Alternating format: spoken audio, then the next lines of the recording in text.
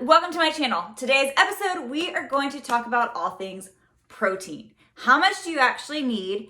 And then we're gonna break that apart so that it is easy to actually get your protein in every day. The last thing you wanna be doing is sitting in the kitchen counter at 9 o'clock at night trying to down chicken breast because you still have to eat 50 grams of protein to hit your recommended amount. That's freaking the worst. And so I'm always getting questions of, Kendall, how can I hit my protein so much easier? Or I get the question of, am I really supposed to be eating this much protein every single day?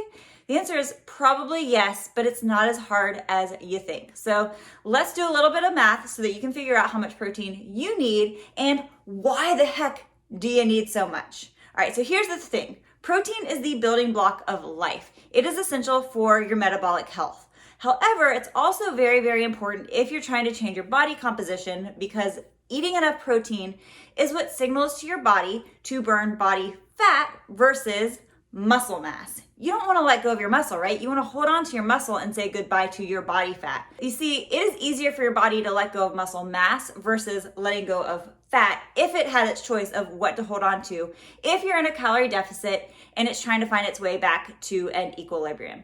If you are trying to cut calories to lose weight, here's the thing, your body doesn't want to do that. That is in crisis mode for your body, and it's going to work very hard to not be in a deficit anymore so that it can run at its optimal level, right? And so to do that, it's going to try to do one of two things. It can either burn body fat in order to bring down your calories, or it can burn muscle. Now, muscle is going to be a little bit better for your body to burn and get away from because when you burn muscle mass, muscle is very metabolically active. So if it's able to burn muscle, guess what? Your resting metabolism goes down and the amount of calories that you need per day also go down. Therefore, it's equaling itself back out to an equilibrium so it doesn't need to be in a deficit any longer.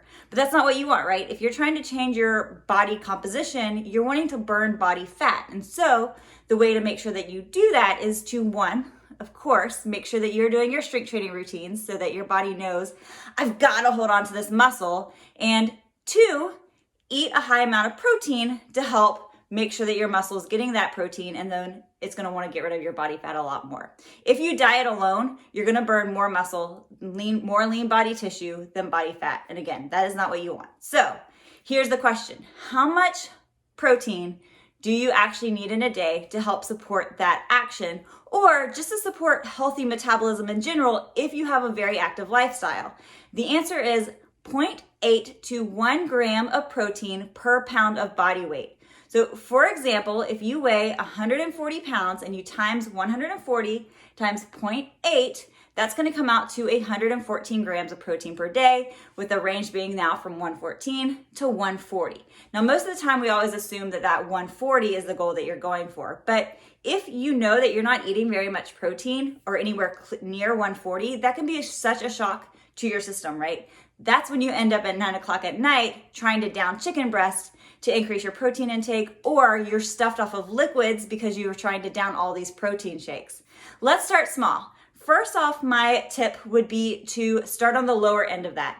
Aim for the 0.8 grams per pound of body fat first for a couple of weeks, just to help get your body adjusted to getting the recommended protein in. Once you get to that level, then you can start increasing a little bit more. So going from maybe 114 grams a day, going from that 140 pound example, then maybe going up to 120 after 2 weeks, 130 2 weeks after that, and then 140 after that. Your body's gonna become adjusted to that increased amount of protein, so it's not feeling as if you're trying to force feed yourself any longer. Now, my second tip is to then break it up. So instead of thinking of, oh my gosh, I have to take in 140 grams of protein per day or 114 grams per day, let's think of it per meal. It's easiest to break it up into 4 different meals. And if you do that, it comes out to about 29 grams of protein per meal. And you guys, that is super simple. That is a protein shake with some oats and some peanut butter added, or that's 4 to 5 ounces of chicken. It's very easy when you think about it like that.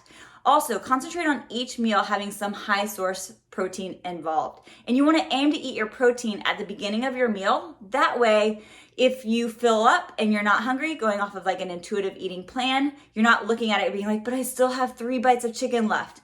if you eat your chicken from the get-go and then you have your rice and stuff left over at the end of the meal, at least you know that you have gone ahead and knocked out the protein portion. Now, the biggest tip that I can give at the beginning of all of this is to sit down and plan. Yes, this is something that a lot of us don't like to do, but it will help you in the long run. So it does take some practice trying to figure out what do you need per meal to be able to hit that goal. So what I would suggest is at nighttime, go ahead and put something like MyFitnessPal in, and then go ahead and map out 4 meals. What I don't want you to do is get caught up in this idea of serving sizes. One serving size for one person is not going to be a serving size for another person. So go ahead and get the idea out of your head that you can only eat 4 ounces of chicken or steak or whatever the case may be at a meal, or that you can only eat 2 eggs at breakfast. What is best to do is to sit down with MyFitnessPal and play around. Maybe start off with thinking like, okay, if I eat 4 ounces of chicken for lunch, if I have oatmeal with 2 eggs in the morning, and then I have steak and a potato at nighttime, what does that come out to? And then if I have some Greek yogurt for a dessert, where am I sitting at now? And then you can play around with just those numbers. So don't think you have to add another meal. You can simply play around with the actual serving sizes to help you hit the ultimate goal. And then my final tip for sneaking in protein and hitting your goal is to combine things. Don't be afraid to sneak in high protein ingredients when you may not even think of it as a high protein ingredient. For example, oatmeal is a great source of some healthy whole grain protein, which a lot of times you just think of whole grains as being carbs, but there actually is good sources of protein. Add in a scoop of collagen with that and you're gonna be even better off. Or adding collagen to your coffee is a great idea as well. Adding in different types of milk, specifically whole milk, using that in your coffee is a great idea. Adding collagen even to your sauces, adding it into spaghetti sauces or your soups. Most collagens are unflavored, so you don't even know it's there. Adding things like nutritional yeast as a cheese substitute is a great way to sneak in protein. Using things like chia seeds as garnish onto your shakes or into your oatmeal, flax seeds, combining your meats with things like lentils and quinoa. It's easy to do. You just gotta play around with it. And hopefully these tips will help you easily hit your protein per day. If this has been helpful for you, let me know down below. What I'm also gonna do is show you what it looks like for me to hit my protein goals, which is 125 grams of protein per day. I'm gonna make sure to show you an image of MyFitnessPal right here so that you can see how much protein I actually get every day and how I do it. So again, if you find this video helpful, please make sure to hit that like button, subscribe so that you don't miss out on a weekly video from me, and I will see you back next week.